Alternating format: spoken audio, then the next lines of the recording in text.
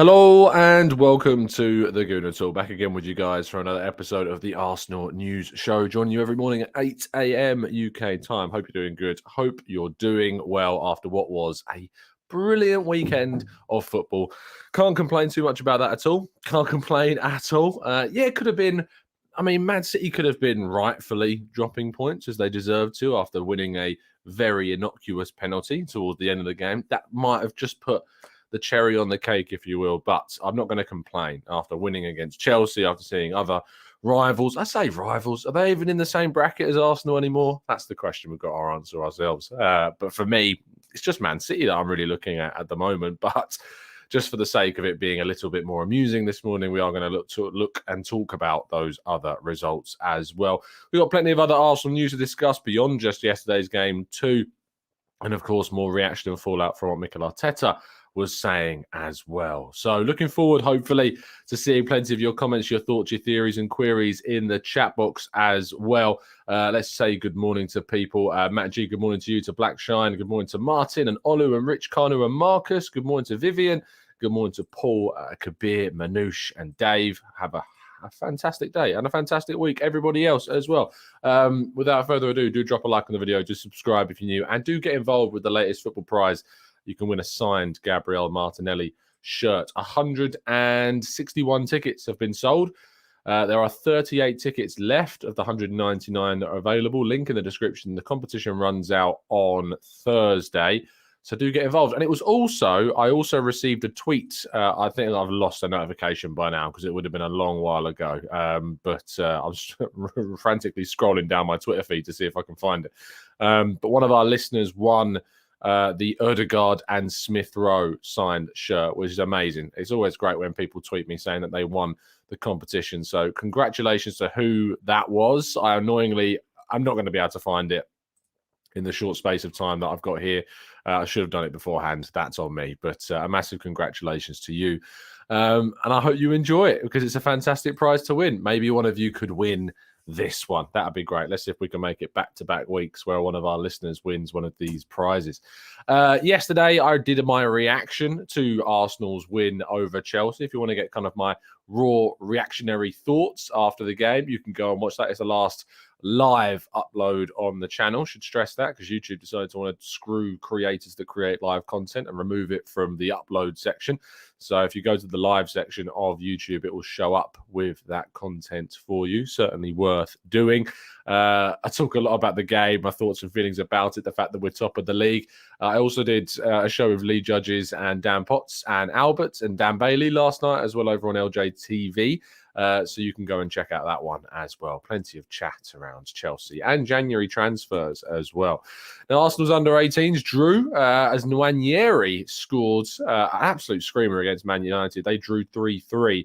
Certainly worth watching the highlights. If you haven't done so already, this was taking place on Friday. Of course, we didn't have a chance to do a show on Sunday, so we couldn't do that. So just highlighting it here. A really strong kind of turnaround now for the under-18s after a little bit of a slow start for Jack Wilshere's side.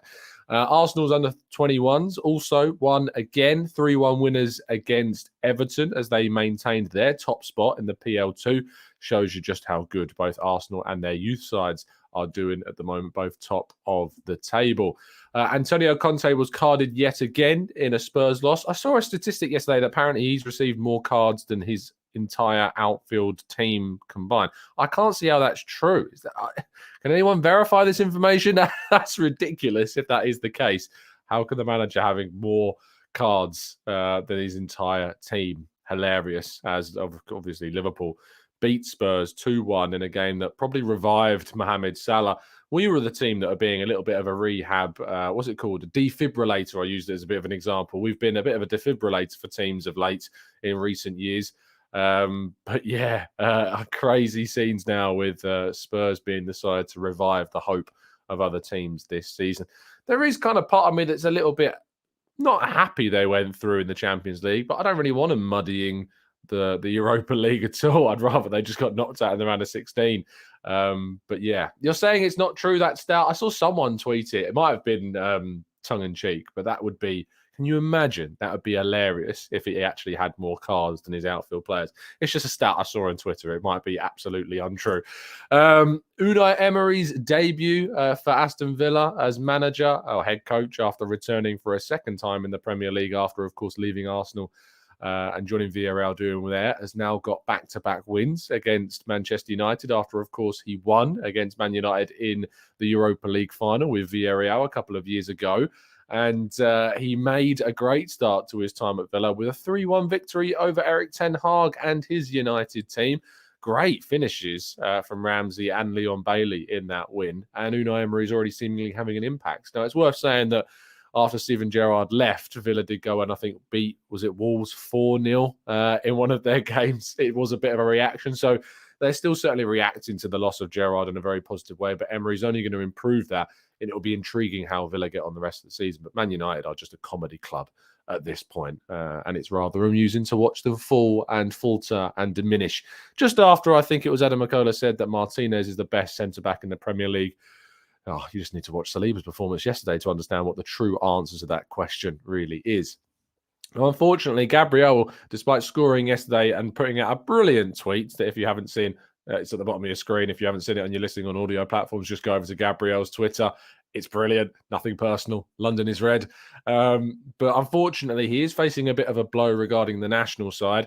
Reports are emerging that he is not going to go to the World Cup and that Dani Alves will potentially be there in his place. And then Tite will choose between a couple of other options like Bremer as to whether or not they will go.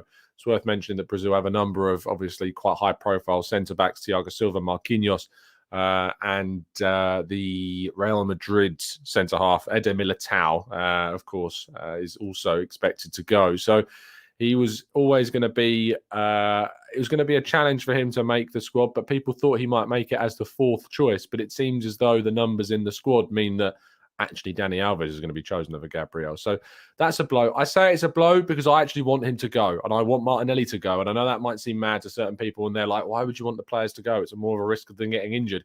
But from a Brazilian standpoint, the impact on a player's mentality, you know, it's so big. I want Martinelli to get picked. I want Gabriel to get picked. If they're not, I hope it doesn't have a serious impact on their mentality and their morale. I hope it gives them kind of more of a boost and they, you know, next in the second half of the season, show why Tite was wrong not to pick them. But it is a blow from a mental standpoint for Gabriel and it will certainly impact him. And I hope that he can keep it, make sure that he remains focused, remains heavily aimed towards getting Arsenal as high up as they can, despite having to suffer with this frustrating and I think undeserved hit to his potential confidence.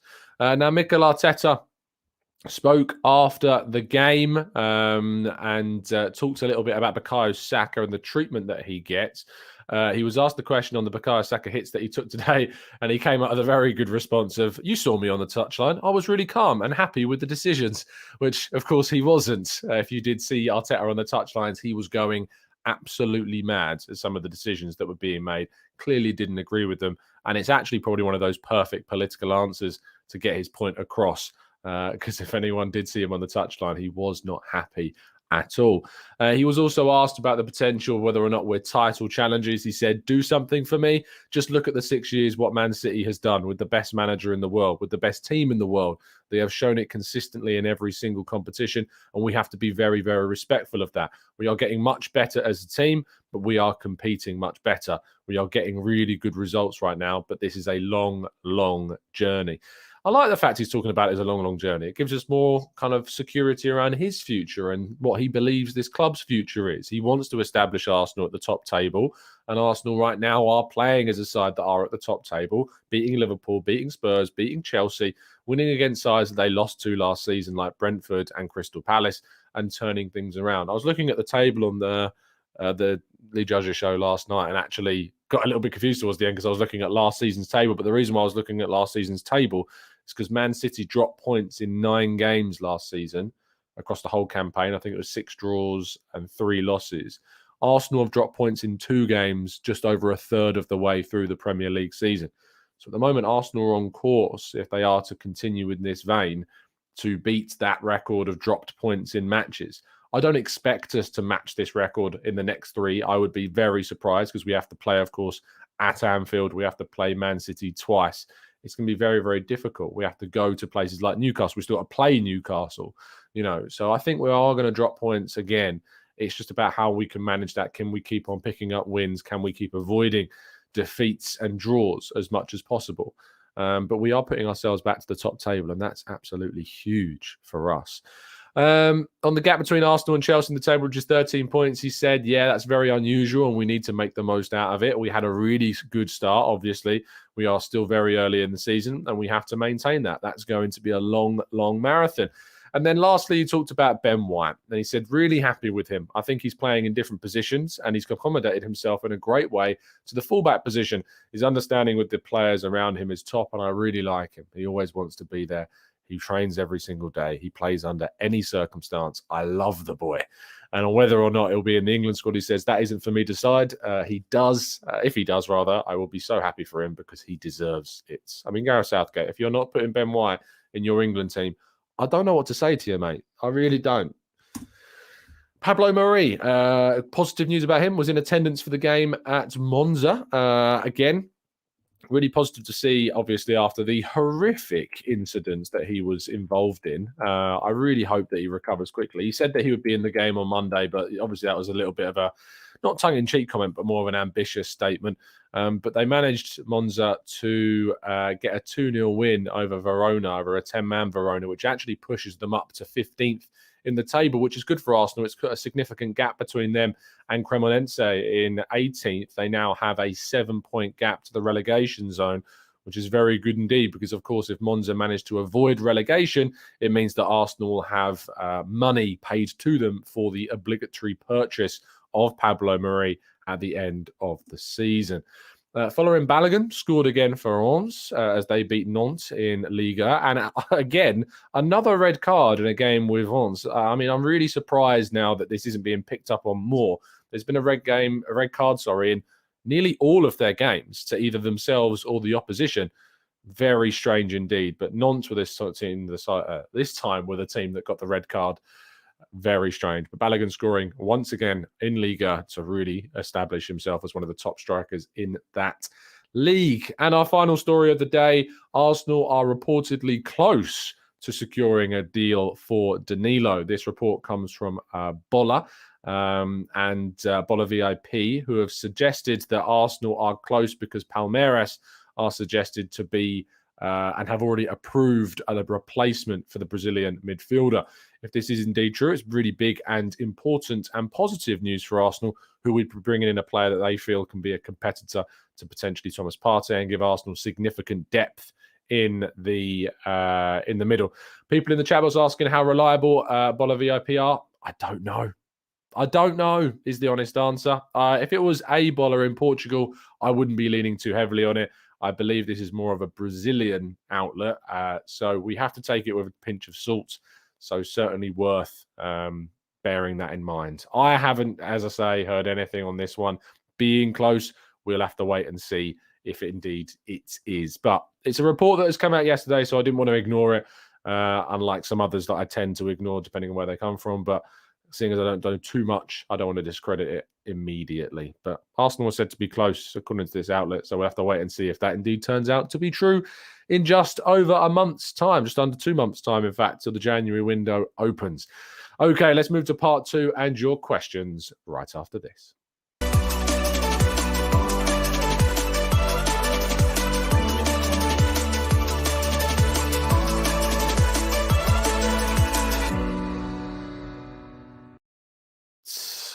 Let's jump into the chat box and see what you guys are saying.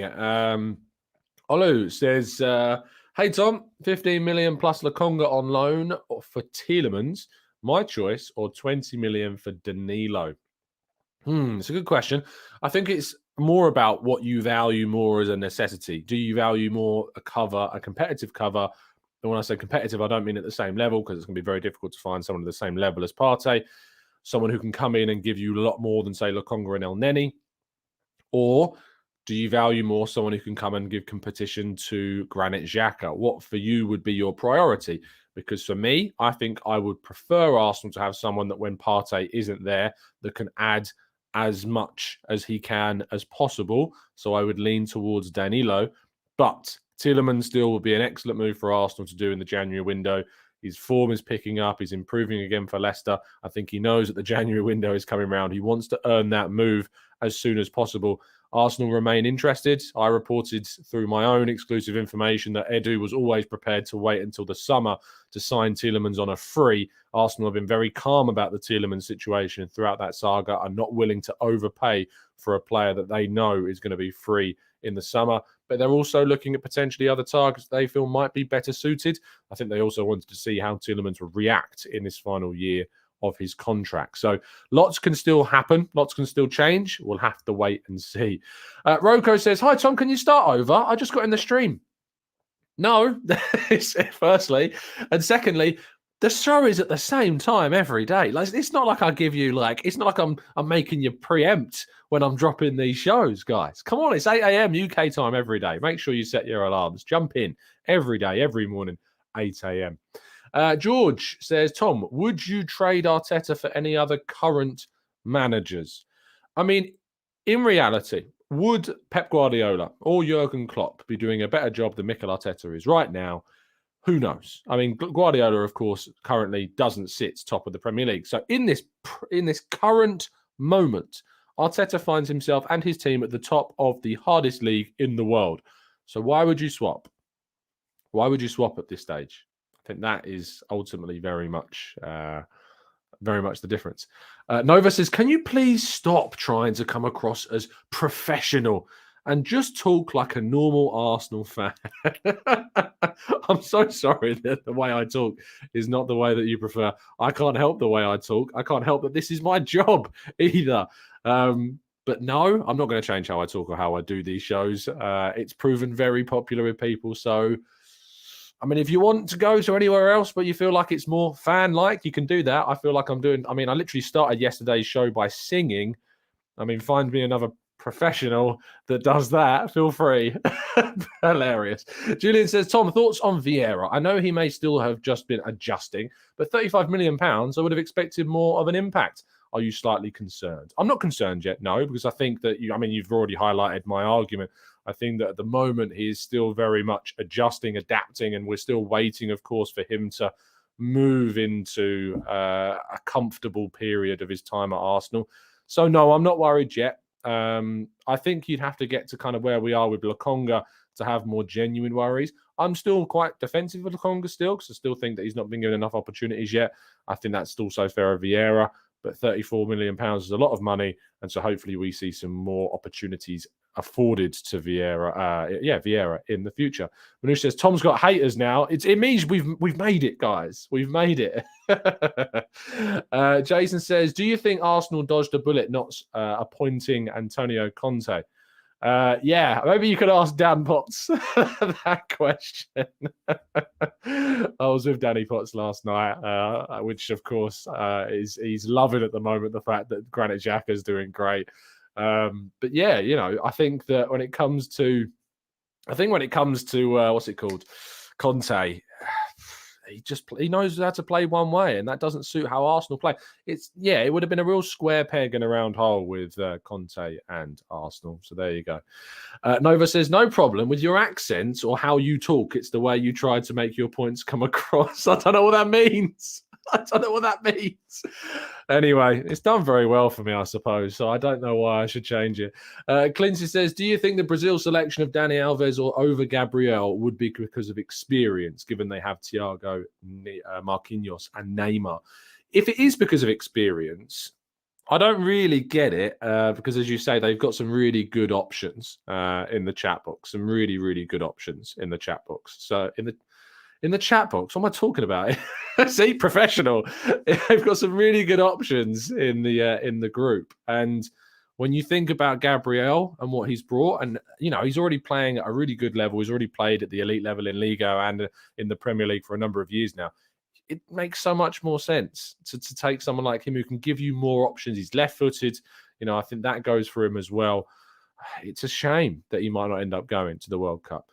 Ken says, good morning, Tom. I'm new here in the chat. Wonderful to be part of it. Thanks, mate. Watched the matches yesterday with two friends, one being a nasty Chelsea fan and one being a United fan. It couldn't have ended any better. Ken, that's brilliant, mate. First of all, welcome to the channel.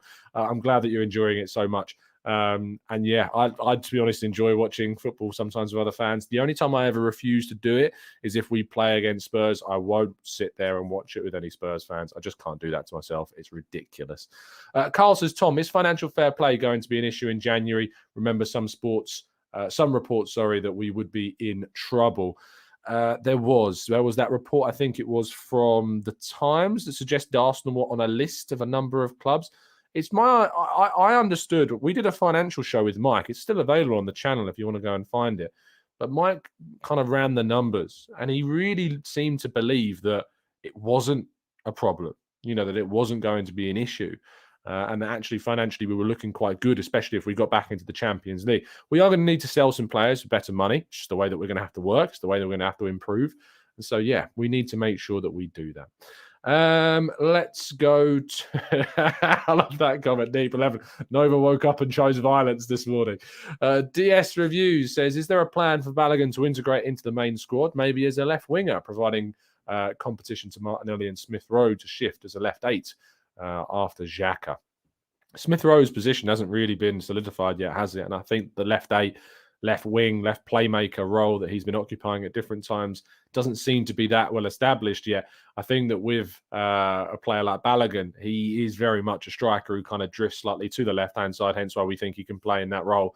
I'd love to see him get a chance in the squad next season. I think that there's options for him to get chances. I think that he would arguably give us more maybe than Nketiah would. From the way I've watched Nketiah in the Europa League this season, I'm not impressed so far. I'm just not impressed. František, thank you so much for your kind donation. Granit Xhaka's fairy tale deserves a movie. Honestly, his story is a symbol of this epic rebuild Mikel and Edu are doing. Just incredible. Come on, you Gooners, by the way. Stay a pro, Tom. Love the content. Thanks, mate. I think that with Granit Xhaka, just the way in which he's turned, not just him. I think it's important to suggest what Arteta has done, and alongside Granit Xhaka, in the way in which he's obviously turned his entire career around, the way in which he's managed to mould and convince him into playing just on with Arsenal and continuing with Arsenal. But I think what's also key to remember is that this is a player whose stock was at rock bottom at one point. His performances, his attitudes, the way he's committed, everything he's done with Arsenal in the last couple of years, Xhaka, has been hard and, real committed work to try and be able to turn his reputation around. And he's done that with flying colours. He said in that interview with the Players Tribune that he aimed to not leave Arsenal until he achieved something special. Who knows what will happen? Benji says, Tom, do you think our players need to work on their celebrations? We're making icons here. Icons need iconic celebrations. Well, we have the old Jesus, professional, celebration, and we also have Nketiah's same celebration as well. Xhaka's classic point towards his box when he scores. Who else do we have? Bukayo Saka, the little thing there. He hasn't done that for a while. Yeah, maybe they need to work on their celebrations a bit. I love that this is now the headline of the discussion. This is what we need to worry about, our players' celebrations, because they're scoring so much. And frankly, the celebrations aren't good enough. I love that, Benji. I love that that's where kind of our heads are at right now. That's great. Captain says, Brazil make all their finest substitutions for the chat box. I'm sure plenty of you could get into the Brazil squad. I have no doubt about that. Kuhn says, Tom, do you think with Arteta now accepting us to be contenders, have any effect on the board with respect to signing a couple during the January window? Do I think that Arteta now accepting to be contenders affects it? I think certainly that there was always a plan. I think there was always kind of this situation where we would find ourselves, if we were ever in an opportunity, not only to get into the Champions League, but to finish high up the table as possible, the club wanted to support, reinforce, commit more money to it. And I think that absolutely they're going to do that. So I am hopefully confident that we will see investment in January, because I think they know that they need more. Arteta said he wanted more firepower in the summer. He didn't get it. And so hopefully it means that we can see it come in January after they've got more time and more planning to get to it. HB says, did you see the celebration clip after the goal with Ben White adding to his hilarity collection by clipping the ball onto Ødegaard's head. I just love Benny Blanco so much. Yes, I did. It's the way in which Ødegaard reacts, like, the back of my head. As if like he didn't know what it was. Brilliant. Yeah. I love the videos that have come out yesterday. They've been great. Really, really great. Abe says, hey, pro, can you please show us the table? I forgot where we stand. Look, I'm not going to. The reason why is because it's going to become a problem. I'm going to have to do this every day, and it's going to take up a minute of my show just showing you the table. I'll tell you what you can do, though. Feel free to go and look at it on your phone because it's a wonderful, wonderful way to start your days. Go and look at the Premier League table because it's glorious right now. It's great. Carl says, did anyone see the Jason Cundy analysis? It's more poignant after yesterday's results. I haven't actually, but I will make sure that I go and give it a listen. I did enjoy Jason's talk with Sophie on the Highbury squad. I thought he came across well. I thought he was very honest with what he said. So if you haven't gone and watched that yet, Garrett, I absolutely recommend that you go and do that. It's definitely worth your time. Jeho says, please ask Mikel Arteta if you have the chance, if he really thought of the fact that he will go into the history as a man who made Arsenal champions again. I can tell you, if I did ask that question, the first thing that he would say is that we haven't achieved anything yet. That's what he would say. He would say, we haven't achieved anything yet, but that he's very proud to be where he is right now. That's what I predict he would answer if I was to ask him that question. Kaya is now back, so I'm not going to be doing the press conferences as much. I'm going to be doing more player interviews in the mix zone at some of the games. So that's happening. So I look forward to getting back into the mix zone and having a chat with some of the players. You've seen how happy I am when I interview players like Granit Xhaka. If you've not seen the picture of me interviewing Granit Xhaka, I'm a beaming ray of sunshine in that photo is probably the fairest way to put it. Sam says, at this moment in time, who do you think is getting top four? Arsenal, Man City. I said Man United yesterday, but I don't know what it is. There's just always something about Man United. I really hope Spurs don't. I think Newcastle got a great chance. I think they've got a really, really good chance. They've still got Isak to come back. They've just had Sam Maximan come back. They're probably going to sign some players in January. I think the Newcastle have got a great chance, a really great chance. Fair play to them. I know that we don't like the fact that they're spending a lot of money. It's not the first time that clubs have done this in the Premier League at all. I don't like it particularly. But you got to say fair play to Eddie Howe, because the team that they've got right now, even with the reinforcements of Bruno and Isak, I wouldn't be looking at that team and going, wow, that's top four. That's a top four quality side. I wouldn't be saying that. So what they're doing is still, I think they're punching well above their weight still, and they're doing brilliantly. Calvin says, hey, Tom, loving the content. I can't believe I was hoping for City to drop points so that we could increase our lead at the top. How far we've come. That's what I said yesterday on Lee Judge's show. I said that the fact, if you don't think we're title challengers, then you're not thinking about City's games. If you don't think Arsenal have a chance of winning the title, then you have no emotion towards the City results. But if there's any part of you that looks at those...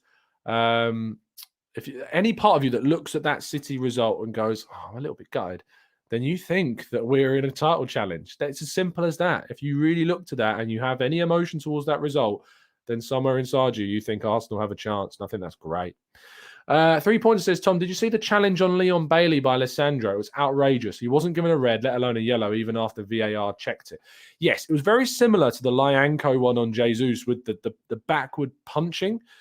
That also wasn't given a red card.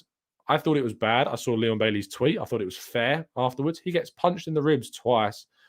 It's a red card. It's just a blatant red card. But other players just get protection in games that Arsenal players and potentially players who are playing against Man United players don't get.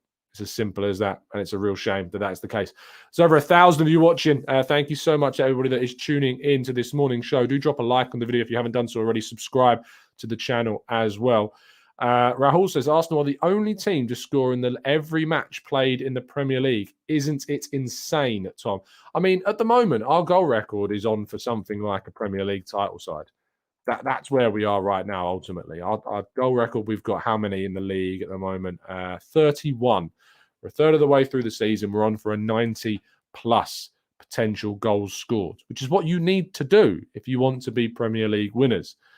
That's where we are. We are putting in the numbers. We are putting in the business. We are not punching above our weight because we are, in the performances that we've shown so far this season, been deserving winners. There's only one game, which I think is the Leeds game in the Premier League, where we didn't necessarily deserve to win. I think we've deserved to win in every single other game we've played this season, and we still managed to win that Leeds game as well. That's really important. Performances alongside results are key. Yes, you can have games like the Leeds one where you lose, and you lose kind of the battle, if you like, but you win the war of the result, and you still win.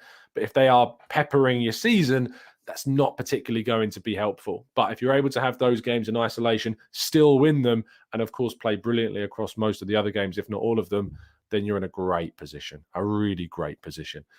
Still second in terms of XG. We need to get more. Absolutely, we need to score more goals for sure. And I think Gabriel Jesus has been, very much in part of missing quite a few big chances. Let's go to Dave says, who wants to throw the League Cup? It's a good question. And actually, we're going to be doing a preview tonight for the Brighton game at 6 p.m.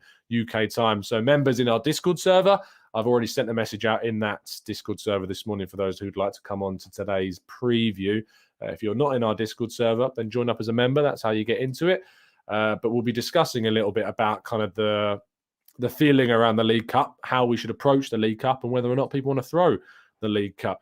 Jason says, is VAR spoiling the game? We should have had a penalty or at least a free kick for that blatant handball. We should have had a free kick, not a penalty, because it wasn't a penalty. It was outside the box.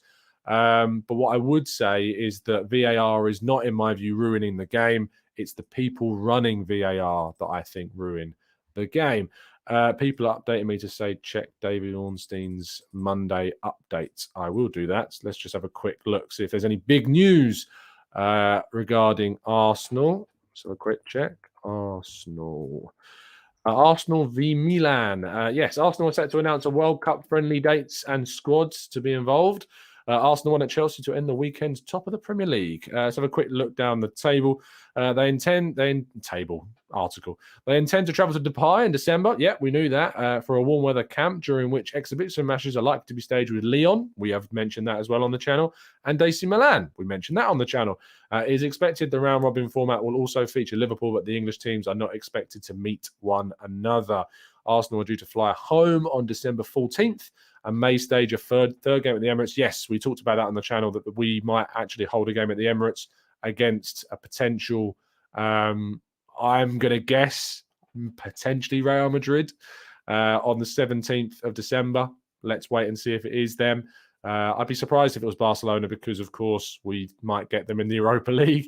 We'd have to wait and see. We want to give them any idea, but maybe against Real Madrid on December 17th. Talks are ongoing.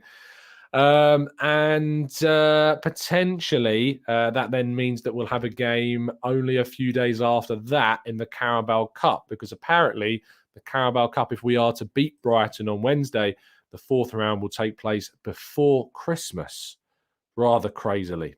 It's a pretty mad thing in the world of Arsenal right now. Pretty mad indeed. So there you go. Right, that is where we're going to end things this morning. Thank you so much, guys, for tuning in, as always. A genuine pleasure. I'll be back at 6 o'clock tonight. I'll also be back on the lounge tonight as well, at 8 o'clock tonight. So do tune in over on the Arsenal Lounge. It's always a pleasure. On Mondays, I do that show with Lev and Shaheen and Mo every Monday, 8 p.m. UK time. Always an absolute joy to have a good chat and a laugh with those boys. So do join us then. I will then see you the next day at 8 a.m. and also see you later on today at 10 a.m. as well, and just under an hour and a half's time on the Arsenal Way. So if you're not done with this Face for Radio, you can definitely check me out on 3 other shows within the next 24 hours. It's been a real pleasure, as it always is, guys. Have a fantastic day. And as always, up the Arsenal.